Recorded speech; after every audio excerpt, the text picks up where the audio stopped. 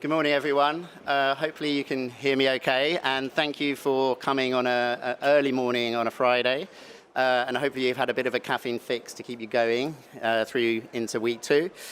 So I'm Ben Rhodes. I'm the head of the International Climate Council's Network Secretariat, and I manage the network of climate councils globally. And I'll be taking you through the session. We've got some wonderful guest panelists today. So I'll quickly introduce them. We have Kata Brewer, who's from the Canadian Net Zero Advisory Body. We have Andre Kitura, who's the head of the Green Transition Office. I should say Kat is also the director of ICPH, who you may know. We have Emma Pinchbeck. Can you hear me okay? Emma Pinchbeck, who is the chief executive of the UK Climate Change Committee, who joined on a flight to Baku. So first day is landing in Baku. And finally, we have Aloisio Lopez Pereira Melo, who is the Director of Climate Policy from Brazil, Ministry of Environment. So a wonderful range of speakers. And it's going to be a really exciting session to learn from the different climate governance approaches within Ukraine, Brazil, the UK, and Canada. So before I start, whisper it quietly, climate governance can be a bit boring.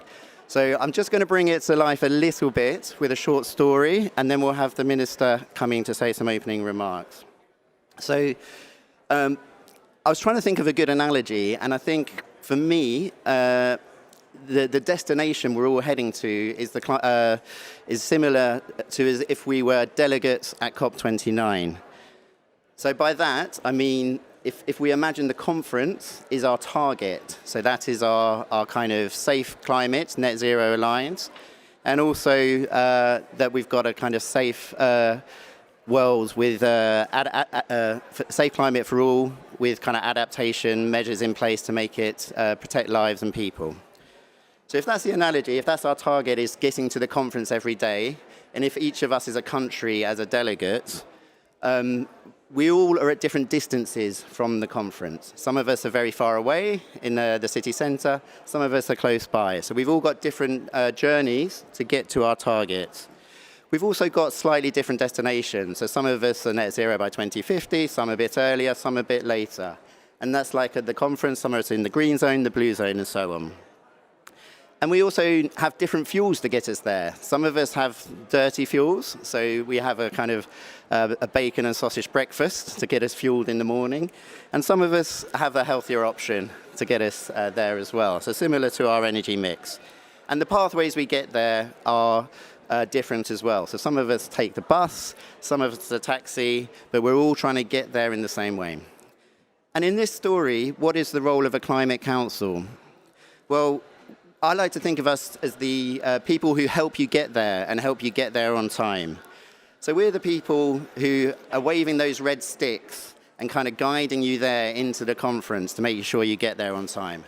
They're the people who get you the coffee in the morning and get you to all of your meetings. And it's not just one meeting, it's target after target. So making sure you're hitting your time zone each time. And it's not just hitting targets, it's providing the expert advice. So we're the friend in the room who can help you and guide you in terms of what you need to say to make sure you have the outcome you need. So I hope that kind of brings to life what a climate council is, and I'll go into more detail. But before I do, please stand over to Minister McCarthy for some opening remarks.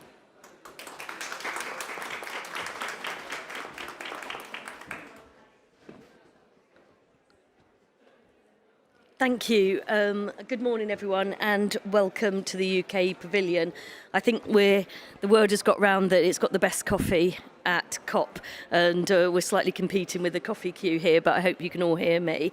I would like to thank the Climate Change Committee and E3G for hosting the event this morning, and I particularly want to welcome and congratulate Emma on her new role as CEO of our Climate Change Committee after having done a great job at Energy UK during a very challenging period.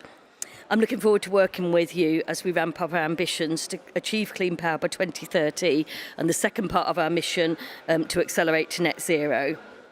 And let me also take this opportunity to welcome Canada, Ukraine and Brazil. The ICCN's work in growing the number of climate advisory bodies at this critical juncture in our fight against climate change is incredibly important. And I'm proud to stand here today as the UK's Minister for Climate and to champion the UK's climate legacy. Back in 2008, the then Labour government passed into law the Climate Change Act that created our Climate Change Committee and eventually led to the establishment of the International Climate Council network at COP26. And of course, the Secretary of State back then was a certain Ed Miliband, who now likes to say that that was him learning how to do the job, and now he's returned and he is doing the job. And I think the fact that he has that experience just is demonstrated by the fact that we really have hit the ground running in Desnes since the July election. So that Climate Change Act was the first legislation of its kind, and the CCC was a genuinely world-leading innovation in climate and energy policy. It's gone on to inspire similar institutions around the world, including in places like New Zealand and Canada. I do remember when I was at COP last year, I came as part of a cross-party delegation. Obviously, we weren't in government then.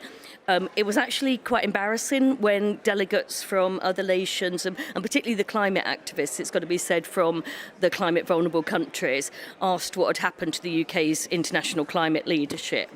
We weren't in a good place last year. I think there has been a marked change in how we've been received at COP this year. We're back with an ambitious domestic agenda and a determination to show ambition on the global stage too, which was shown by the fact that the Prime Minister actually attended earlier this week and announced our ambitious new NDC. With 90% of global GDP committed to net zero and the urgent need to close the emissions gap, at the moment there's a 43% reduction needed by 2030 compared to 2% that's expected. The imperative to translate net zero commitments to policies and policies to action is more urgent than ever before. And we know that a robust model of climate governance paired with an independent voice and expertise is crucial in driving real change. Having a trusted independent expert advisor like the CCC has contributed to tangible real-world outcomes and has helped raise the UK's climate ambition. It's worth remembering it was advice from the CCC that led to the UK becoming the first major economy in the world to legislate for net zero in 2019. And today we still rely on the CCC to advise and challenge us on our mission at home and our priorities abroad, including advice on that 2035 NDC target that I mentioned that the Prime Minister announced at the World Leaders Summit earlier this week. Our NDC of at least 81% by 2035 on 1990 levels is an ambitious and credible economy-wide target aligned with limiting global warming to 1.5 degrees. While the focus at COPs is invariably on the negotiated texts and agreements, the hard work begins later in translating those net zero trajectories into action. And I would say we cannot overstress the benefits of the ICCN. From the CCC being an exception, it is now a model that is evolved into a whole network of climate councils, some of which you can read about in the leaflets on your seat. It's quickly becoming the norm for multiple governments. I understand it's now got 25 members. The UK model set out in the 2008 Climate Change Act is still regarded as world leading and is still guiding our efforts, not just with advice on setting targets, but with the CCC giving an annual report on our progress to Parliament and with a legal requirement for the government to respond, which I'm about to do very shortly. I would encourage you all to consider establishing climate councils like the CCC and to engage with the ICCN as a space to share insights and expertise on climate and clean energy. And I look forward to continuing to work with the CCC and our partner countries in the ICCN and with many of you in the room. Thank you very much.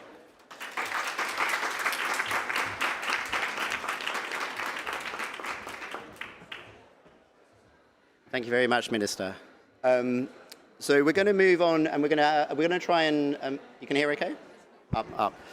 So we'll do a few different. That's okay. Yeah. We'll kind of spend a few moments just explaining what we mean by a climate council before we start the panel debate. So hopefully you can see this screen. So as Minister McCarthy says, we have 25 members now across 6 continents. So from Asia, Africa, Australasia, Europe, North America, South America.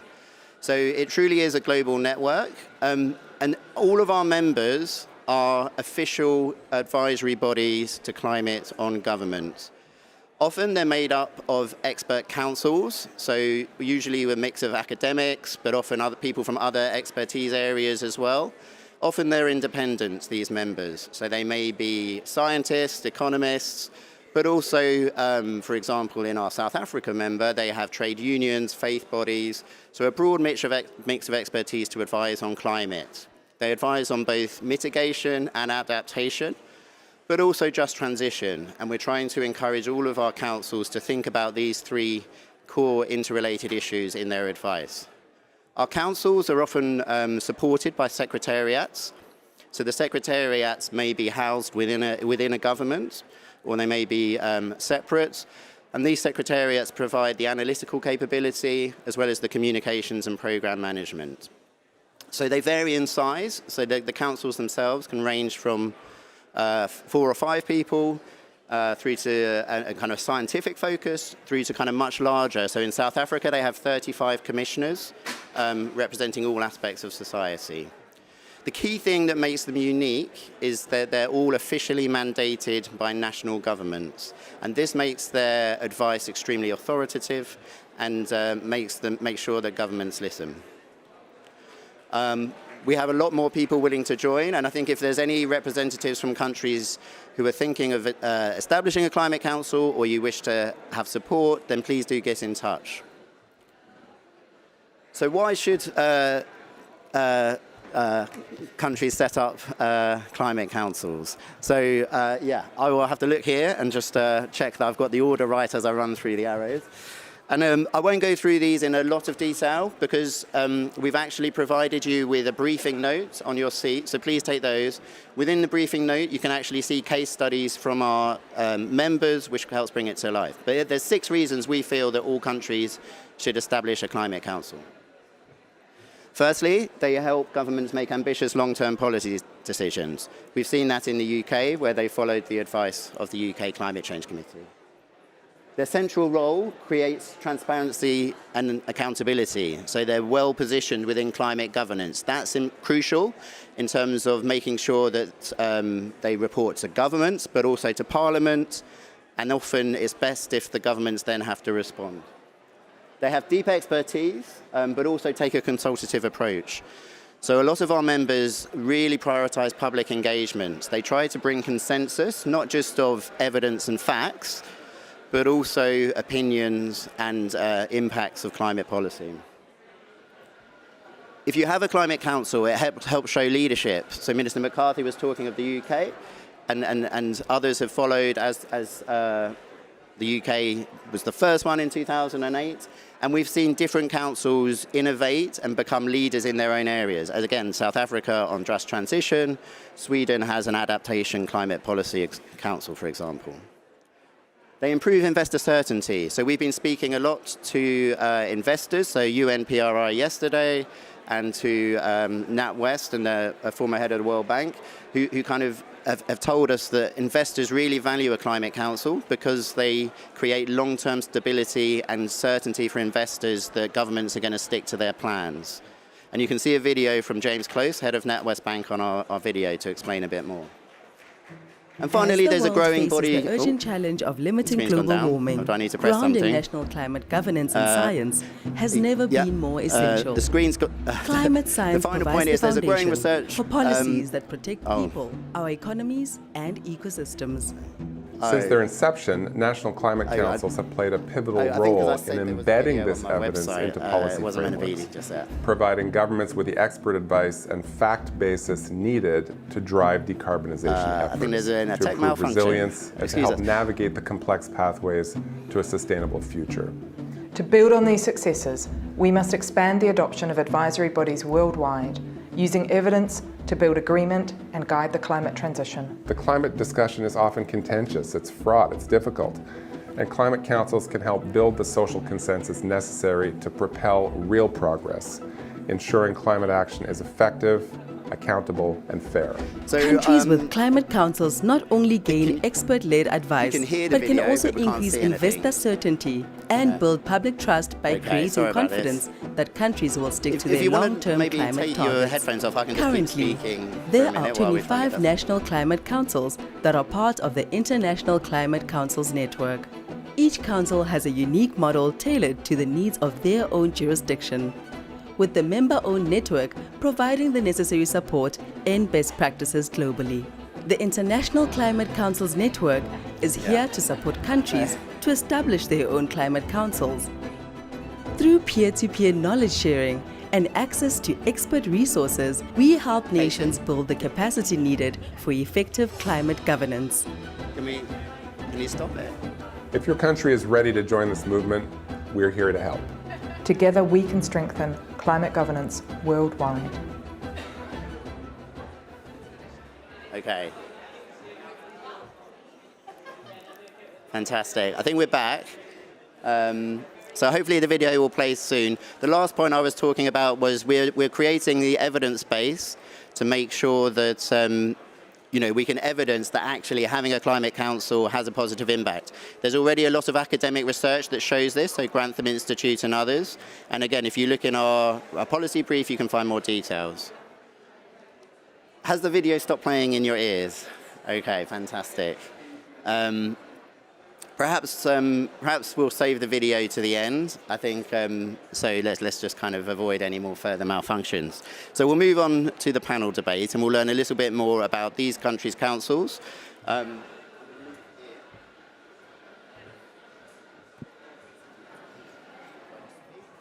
you hear me there? So we're going to first just start and just for the audience, just explain a little bit about the climate governance in your country and how your council was established and how it fits within the wider governance framework. So I'll hand to Kat. Thanks, Ben, and thanks to the Minister for welcoming us to the UK Pavilion. I first have to congratulate the UK on setting out a really ambitious NDC that was informed very much by the advice from the UK Climate Committee. Congrats to you guys. I do think that really sets the bar of ambition for developed countries when it comes to NDCs. I also have to thank the UK for their leadership on establishing net zero legislation and embedding in law the importance of independent climate advice from experts, because as the former director of Climate Action Network Canada, it was that UK model that really informed the campaign that I helped to lead for 6 years to get Canada to pass its first comprehensive climate law in 2021 that then enshrined Canada's Net Zero Advisory Body as the key advice body to offer perspectives to the Minister of Environment and Climate Change in Canada on best pathways to meet our climate commitments. So I think, first of all, in answer to your question, Ben, of how our council got established, really it was this groundswell of civil society campaigning and support for comprehensive climate governance in Canada that brought the issue of legislation into an election campaign in 2020. And we then saw several parties actually include a promise to pass climate legislation and enshrine independent expert advice in that legislation in their platforms. And indeed, as the Liberal Party of Canada won that campaign or won that election, they then followed through with their promise and we had this legislation. Prior to that, climate, was really done on an ad hoc basis at the federal level in Canada. Maybe you got a government that cared about climate change. Maybe they put a climate plan forward. Maybe at some point you heard how that climate plan was going. But mostly you didn't, and Canada never met a climate target. And so I think that was really a big part of the rationale for putting in place a predictable with aggressive timelines, piece of legislation that outlines how Canada is expected to set climate targets, produce plans to get there, report regularly and transparently on the progress toward those targets, and take steps to course correct when the policies and regulations that are put in place to try and meet those goals aren't delivering as they are meant to deliver or need a little bit of adjustment. And that's where Canada's Net Zero Advisory Body and our sister network, the Canadian Climate Institute, come in to provide both some of those reflections on how we're doing, so a little bit of forming into that retrospective transparency and accounting function, but also to provide that forward-looking advice on how we develop the policies that are needed to make sure that we actually finally deliver on one of Canada's climate promises. And a huge element of that, of course, is this consensus building within the public. And of course, Canada is a federated country, and so we are, as a body, are mandated to give advice to the federal government, but our advice can also be relevant to provinces and territories within the country. And we've actually started to see the innovation of climate councils start to spring up in some of those subnational entities. So we've now got climate councils in British Columbia, in Quebec, in Newfoundland, and I think that sort of governance of descending orders. We've got the international climate governance system, the national climate governance systems, and then the subnational climate governance systems can start to hopefully build that package of consistent and coherent climate action over time, even through political cycles. Hi, thank you for having me here. Our Green Transition Office was established officially just a month ago.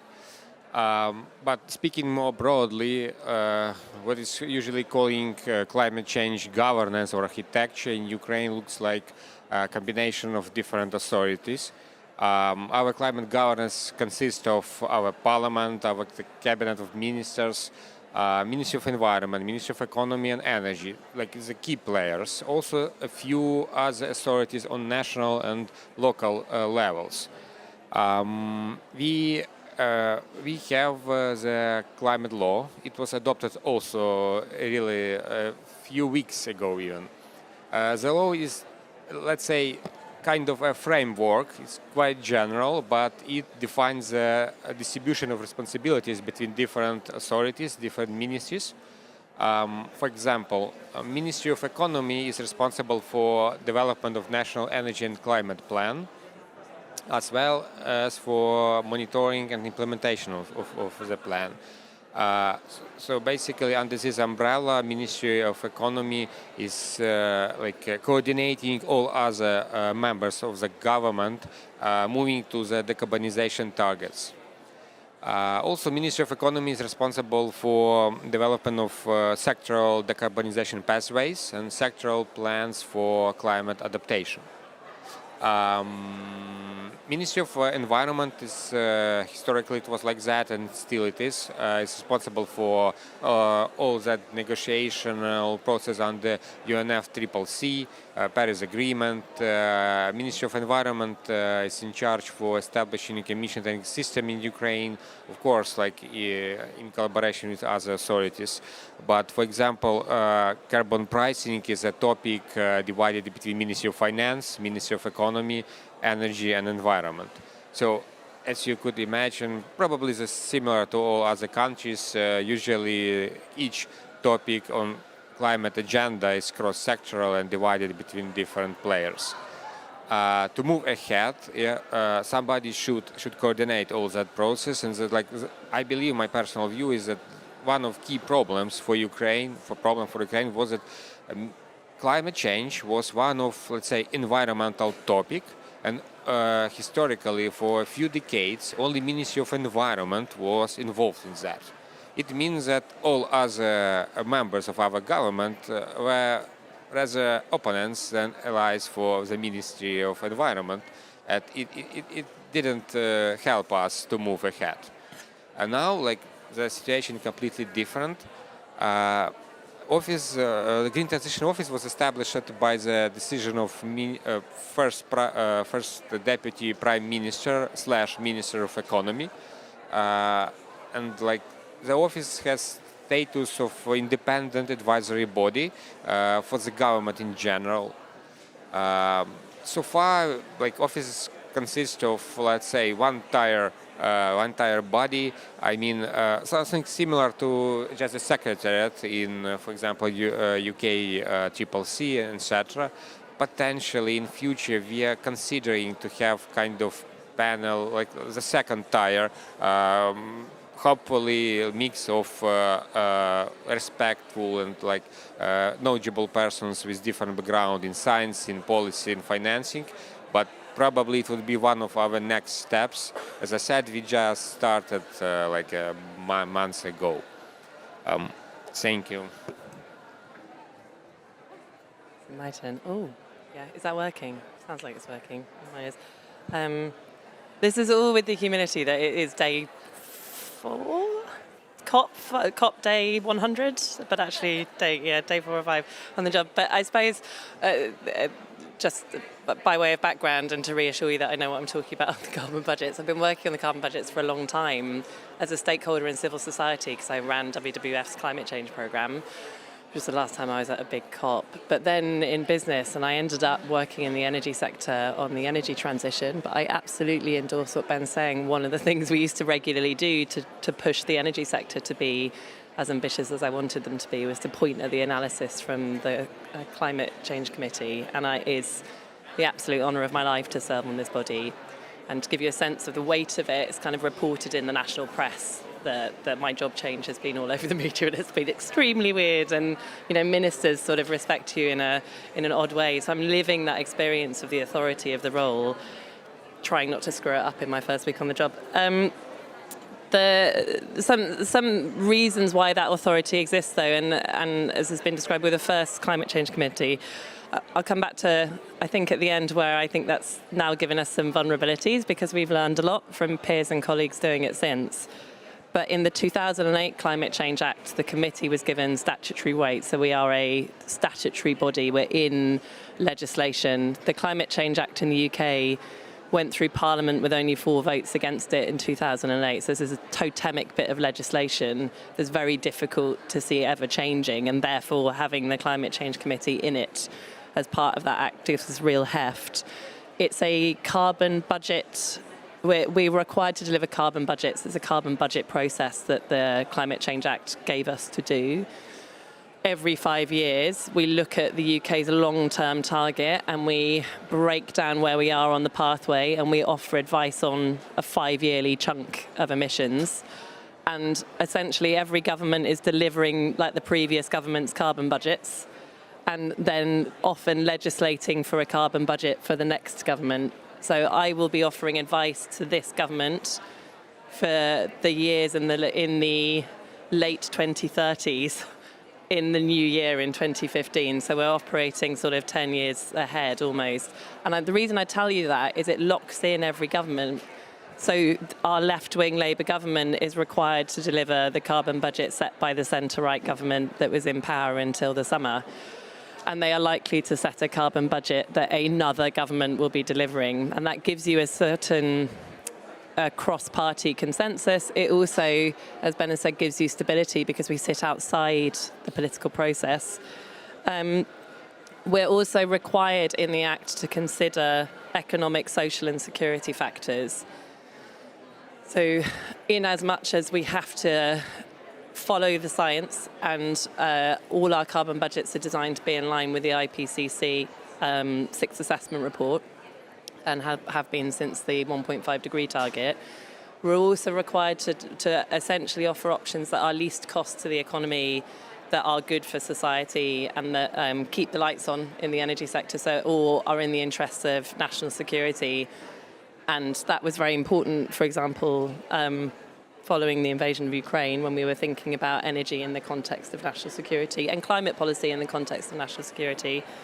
So that's what we are required to do. In terms of like how it works and where the authority comes from outside of the Act, we have the Climate Change Committee itself is a panel of 8 independent experts, climate scientists, economists.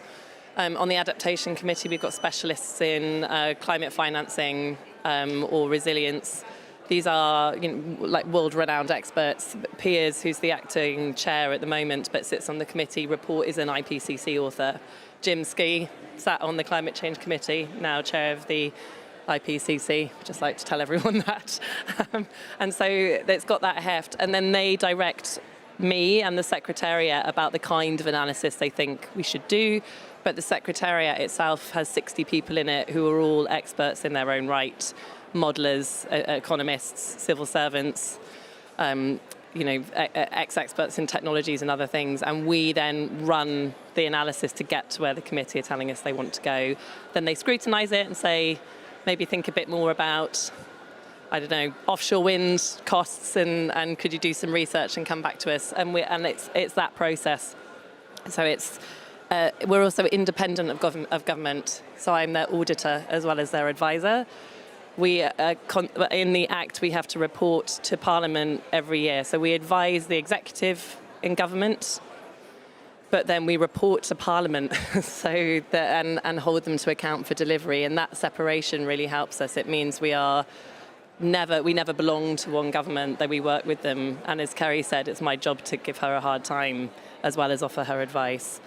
And then I think the last thing to say is we have a political chair often. So we are currently recruiting for our next chair, but if you've ever worked in the UK, you might remember that often the spokesperson for the committee is a politician or a former politician. And that appointment is made by a government, but it means you've got someone who can speak on politics or things that are a bit challenging if there is an argument on net zero in the public. And that keeps... And sometimes the person in my job might do that, but my job is really the technical job, the advisory job. I've got to the committee is deliberately non-partisan and tries to stick to the kind of science and the rigor of it. But we deliberately have a chair who can have those sorts of arguments for us too. And I think that's quite an important thing given where some of the discourse is on net zero. So it's not perfect. The last thing I'd say on the not perfect, we also have an adaptation committee. So we have another committee which we never talk about and should talk about more. And I would say that what we've learned since 2008 and what you're seeing in things like South Africa's Climate Council and from colleagues here is an understanding that focusing on mitigation alone is not enough. Probably we need to do more work to bring civil society and stakeholders in, so those models are important too, as well as the kind of technocratic expertise on mitigation. And definitely you need a committee or you need that expertise in adaptation, and we are very much in learning mode on that in the UK.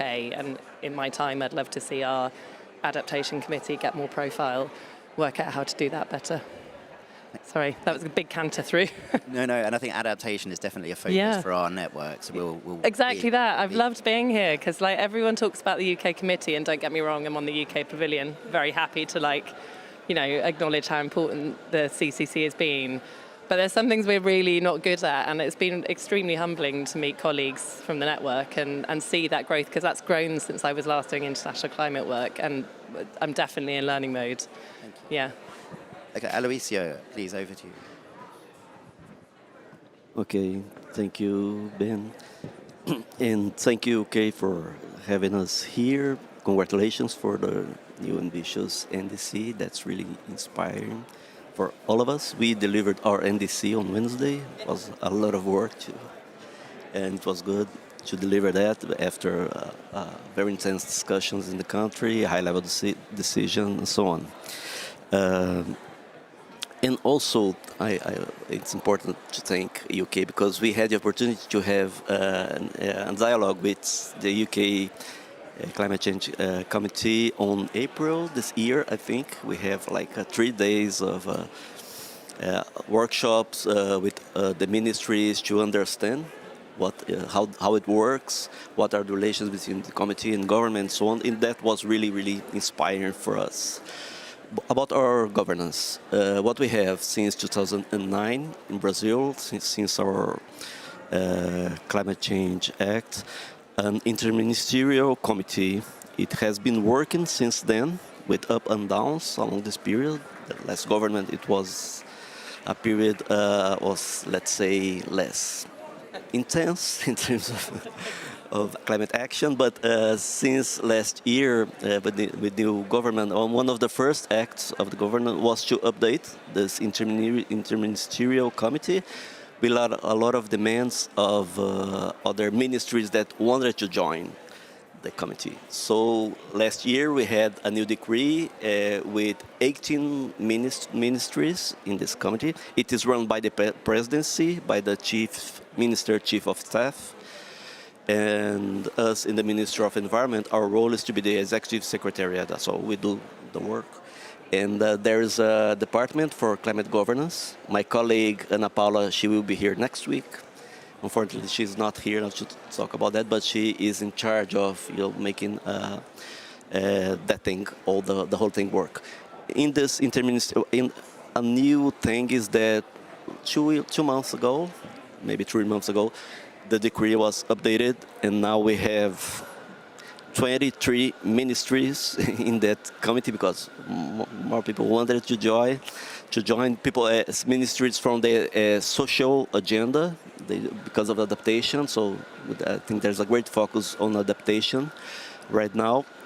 And besides this big interministerial committee, we have, under this committee, we have 3 permanent chambers, one for scientific advisory, one is for the federative articulation because we are a federation of 26 states and about 6,000 municipalities. So climate policy must be, let's say, translated into action plans in each of these levels. So with that, we have the second chamber. And the third one is for the coordination with or participation of civil society and private sector. So these are the 3 permanent chambers and 4 working groups under the Interministerial Committee. One is for to update the National Adaptation Plan. And we already delivered the National Adaptation Strategy. It's on public consultation right now. And besides that, we are finalizing 16 sectoral adaptation plans, and we're going to put them for public consultation in the next few weeks. So this working group is basically concluded. The working group for mitigation, which was the one in charge of preparing the proposal for the NDC, the technical, the modeling work, and the definition of priorities. But this work will continue until the delivery of 7 sectoral mitigation plans. A third working group was in charge of updating or making the proposal to update the climate change legislation, the Climate Change Act. And it already delivered a proposal for a new legislation. We tried to capture some of the messages from the CCC, but there's still a lot of discussions internally of we are going to go towards having an independent body. From our point of view, Minister, that would be a good way to go, but we are still discussing that.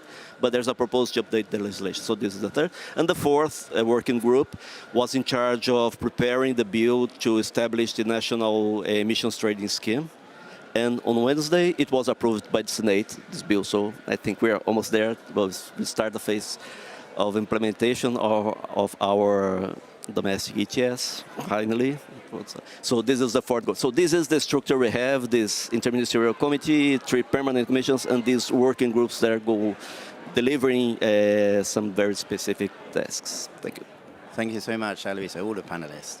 And I think, I know, Aloysio, even though Brazil is not a member of the ICCN yet, you've been working with our colleague Rose in the UK Climate Change Committee, and we definitely want to continue thinking about how we collaborate. I'm going to turn to Catherine, actually, and building on Aloysio's point that Brazil is kind of, has a federal government and state. I was interested in your experiences in Canada, really, of the tensions between federal and the state level, and how do you get kind of the plans to add up to your net zero plans? Well, I appreciate the generous assumption that we are making that happen already. So first, let me say a little bit, because I talked about how Canada's council was set up, but didn't talk about its structure at the beginning. So you heard me mention 2 councils in Canada. I also talked about that 6-year-long campaign to get Canada's first comprehensive climate law. So over the course of that campaign, the federal government started feeling, okay, we need to set something up. In 2018, they empowered the what has become the Canadian Climate Institute with some initial funding to start providing some of that technical analysis and advice. And then Canada's Net Zero Advisory Body was established in 2021 under the legislation. So we have those 2 bodies that I often say are kind of like the UK CCC split into two separate entities. So we function with a memorandum of understanding and have a great working relationship between the two bodies, as the NZAB is the mandated body that provides advice to the minister, and the Canadian Climate Institute helps with a lot of that technical analysis. We have, at this point, about 10 members on the Net Zero Advisory Body, and we are served by a secretariat that's housed within the Canadian government. Our work, we began it kind of focused on those traditional IPCC emissions sectors. So we had work streams on buildings, on transportation, on oil and gas, which is, of course, a significant portion of Canadian emissions.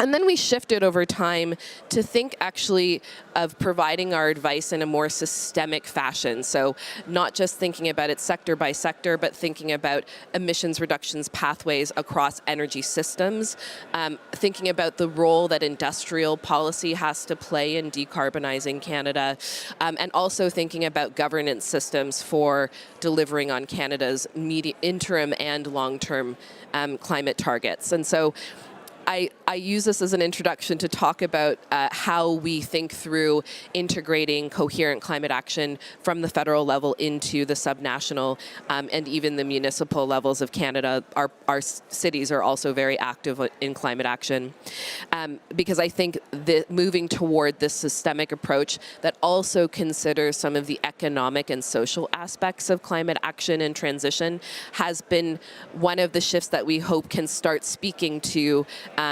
the priorities and the needs of our provinces, our territories, and our cities, again, to make sure our advice is relevant to those, even though none of those entities are required to take our advice up.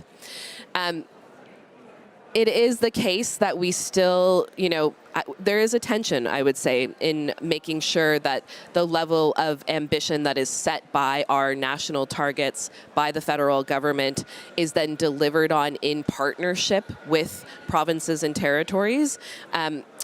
As I mentioned, some of those provinces and territories have their own climate laws, have their own governance bodies, and we're still relatively new, right? We're just going on 4 years of operation, so we're still figuring out how we interact and kind of create a table for conversations regularly between those entities. But I do think that a big part of what is going to be key for Canada moving forward. We're entering into an election year next year. Unfortunately, there are still a lot of partisan politics surrounding climate in Canada. But what is going to be key is making sure that the provinces and territories and the work that is happening on the ground in those subnational jurisdictions is reflected at the federal level, and that a lot of our advice as the federal climate body is speaking to how climate action can improve meaningfully the lives of people on the ground, because that is ultimately what the provinces and territories governments are responding to. So that's the direction that we're heading in, and adaptation is certainly a big part of that. We are mostly mandated to think through mitigation options, but equally, we are being inspired by our colleagues in the ICCN to think through how adaptation comes more fully into our work. Thank you, Kat. That's really helpful. And Andre, I wanted to ask two quick questions, if I may, because I think they're both really relevant to new countries. I mean, Ukraine, obviously, with the illegal invasion of Russia, has so many other priorities. So I'm really interested to know, how do you make this a priority for ministers? And also your funding model. So if countries can't afford to set up a separate climate council, how can they, and how have you set up to kind of get the expert advice your government needs? Thank you for the question. Can you still hear me? Okay, great. Yes, indeed, like climate change historically was one of environmental issues, and environment was one of many different other topics our government want to deal with. And also, usually in Ukraine, when somebody was speaking about the importance of some issue or problem, they try to explain that we need to do it because, like, there are some requirements from the EU, from global institutions, etc. And it has never worked in Ukraine. I mean, such kind of explanation. Because, like, as I said, it's always about priorities. What we did?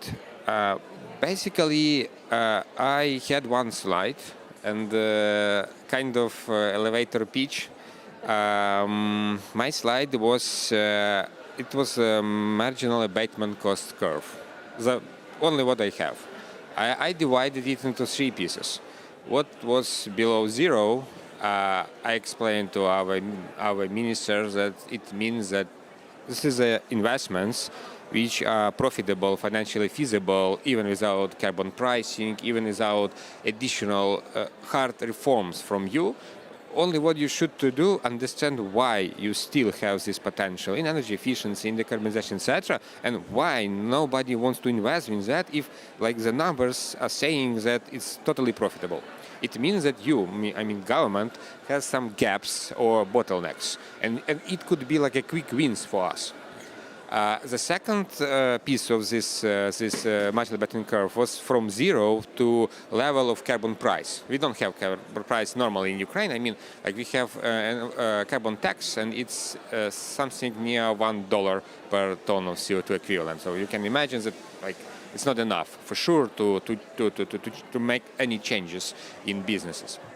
So we don't have carbon pricing, but if we will, like, we'll see, like, additional portion of our economy which potentially could be interesting for IFIs, for private investors from Ukraine, from abroad, because, like, now the financial model will be completely different. And we have, like, the third part of this story, and such, like, technologies. Sorry if you are enthusiastic, but like hydrogen, carbon capture, etc.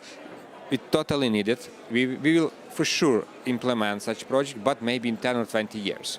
So far, Ukraine is, let's say, typical poor developing country with a lot of problems, and our government should not be focusing on, for example, some topics which we cannot afford for ourselves. It makes no sense to spend our limited resources on that.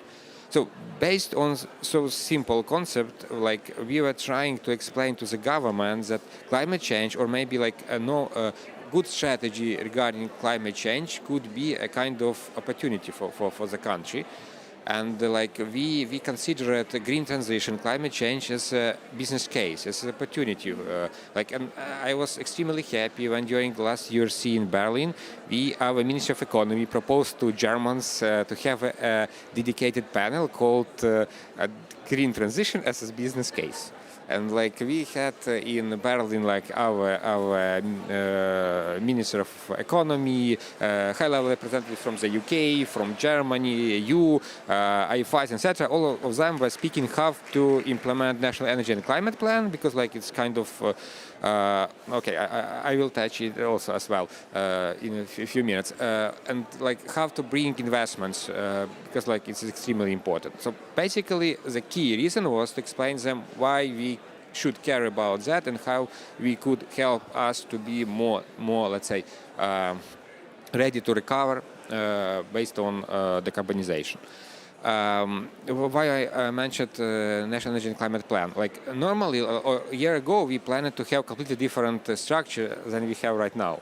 Like, after we searched and learned the experience of the UK, Canada, South Africa, many other countries, we drafted a very nice structure with good functions, some divisions, etc. But to be honest, right now, basically, we could divide our work into two pieces. One is to help our government to let's say, have a quick wins. And like, for Ukraine now, quick win could be, like, for example, implementation of National Energy and Climate Plan. Till the March of next year, Ukraine should report regarding the progress under the NCP as all other EU countries. We are not part of the EU, but we really want. And like, government is under huge tension, huge push from the EU to be in time. And also, we are trying to be focusing also on some kind of long-term achievements, which may be not obvious right now, but it's really needed for our, let's say, progress in future, like a carbon budget.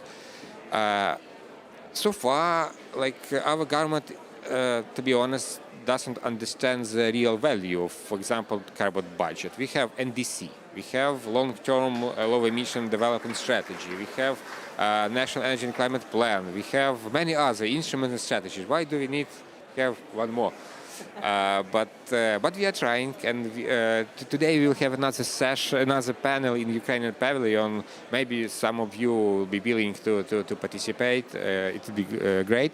And we will be speaking also about carbon budget for Ukraine. Andre, I think if it's okay, we'll move on to the next panel. But I think I was going to offer, perhaps, if any new countries, so Ukraine are our newest member, and so if you want to talk about their experience and funding model, perhaps Andre and I can hand back at the end of the conference. So if there are any other countries wishing to join, that would one phrase, basically, our funding, so our government is not able to cover costs regarding climate committee. So I want to thank to the UK for the technical financial support. Without it, even if we really want, we could not establish climate council in Ukraine. Thank you very much. Thank you, Andre. So Emma, my question to you really is, we've seen the success, I guess, of the UK Climate Change Committee's advice being listened to by government. And I guess is there a secret to how to kind of get governments to listen? Is it about the positioning in the climate governance? Is there really scary chief executives? That's what it is. I think firstly we've been going for a long time, so there's a certain institutional heft. And I was just listening to Andre and thinking, I'm not sure it's more impressive to do what we do than try and get a government to listen to you when you're in the middle of a war. The UK has, I think, historically had really invested in climate leadership. That's something that the UK really takes pride in, and so it's therefore proud of its Climate Change Committee, and we have the Climate Change Act, and there's a sort of institutional heft which really helps. I think they listen because of the independence and the authority, and those are the two things we have to lean into. We are staffed by civil servants. I'm a civil servant, but we sit outside the civil service department, so we're not in a department. We are our own thing with our own chief executive and our own chair, which means we are on the outside allowed to scrutinise, and therefore scary. we report to Parliament, again, scary. We've got some sort of tools for scrutiny as well as advice.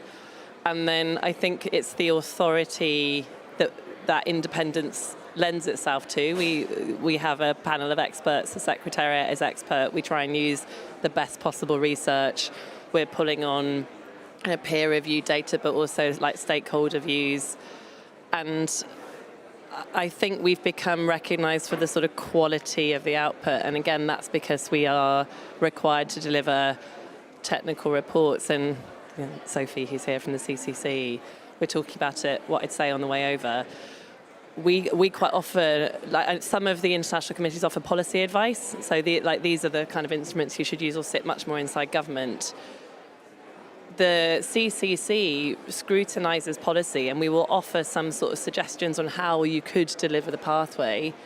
And people often confuse that with us offering policy advice. But actually, what we're doing is we are required to demonstrate that it is achievable. So the advice that we offer has to be technically, practically, economically, socially achievable, which obviously means you have to do some sort of this is how you might do it.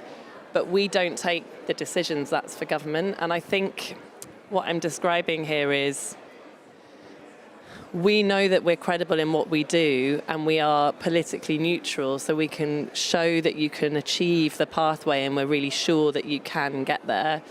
And then government has the flexibility to accept that advice or go in a kind of politically different direction, but we then scrutinise it. So if they were to do that, we'd then take the policies they suggest and analyse them. And it's this sort of virtuous circle of the independence and quality of the advice, being in the government but not in the government, having the authority of the statutory act, and that combination of things that gives us a heft. But if I'm honest, I also think it's that we've been doing the job for over a decade, and we've become part of the institution, and we're a bit scary. And I'm scared by it. I can't believe I've got this job. And I think in some ways the other committees that are exploring that, I would say, the power comes over time of doing the job really well.